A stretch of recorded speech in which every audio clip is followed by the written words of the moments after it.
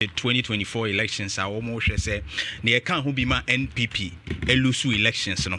nana oshe Dr. Alhaji Mahmoud Bawumia oshe nanado danko ekufuado oshe kenoforiata in fact several other personalities are oshe womo nana na oshe mu a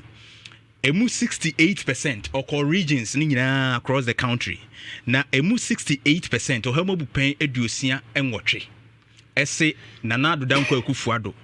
ena oye the cause of the NPP. Repeat Emma. Or say 68% of respondents hold former President Nana Akufo-Addo responsible for new patriotic parties' defeat in the 2024 general elections. She said Nana Addo Akufo-Addo ohemo bupen duosia nwotwe eye nipa e wo Ghana ha regions ni nyina wo ye sample no. Wo mo kire say Nana Addo Akufo-Addo ena ema NPP edi nkugu afimpi no ene aduonu nan abatuo ni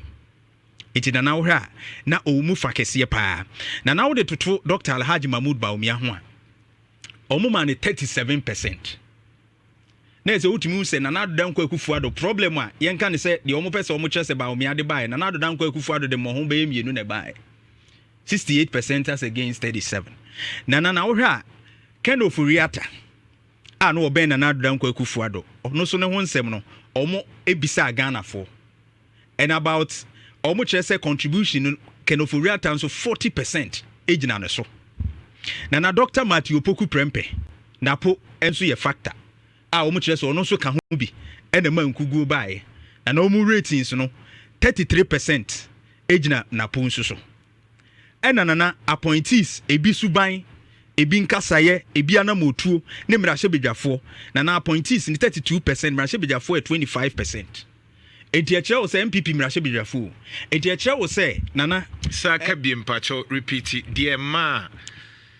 NPP elusu ye no we facts based on facts and ye yankasa ye opinion any say you understand lawyer there it is fair on us watch na adwin but we are basing on facts and then say obi a wakoye bibi a yebetim de agina so wakasa because obi an dispute obi an counter no.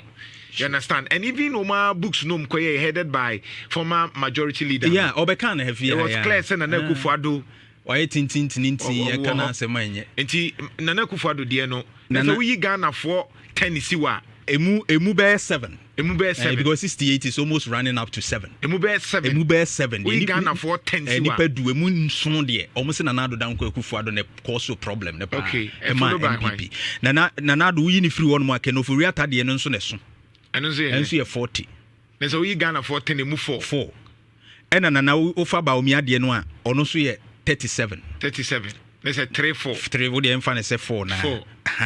and now fat na punsu a 33 ono so Ghana for emu 3 and now offer government appointees na pamfo de na Nado de wo mu ye adwuma no 32% almost mbe 3 yes wo mu a wo suban na wo ne ye bi ni no ma no mo ye no ka ho and na 25% almost me fan say uyi ni padu emu 3 no ese mrahye bedwafo NPP mrahye bedwafo a omusu call mrahye bedwafie no omusu ban na omo ne ye bi so ka ho ene ma ena na won so eno ma bi so ahyase running up to a year no ma bi ahyase nti within the party base na bi so fin say na wo ye MPD na nka fin say bi yo obekọ ha nti ma amanfo bi so nye satisfied so mbehu so omo MP support to candidate bi nti ene yete sa akra de ne mo na akọje ne dia yes exactly so betimi aye MP wo hode also support bi Bawumia na Ken ba constituency no MP emunye comfortable delegates ne MP omo mpa they won't vote for the person I mean be lines no na entwetwe nkoma Nhyira 104.5 frame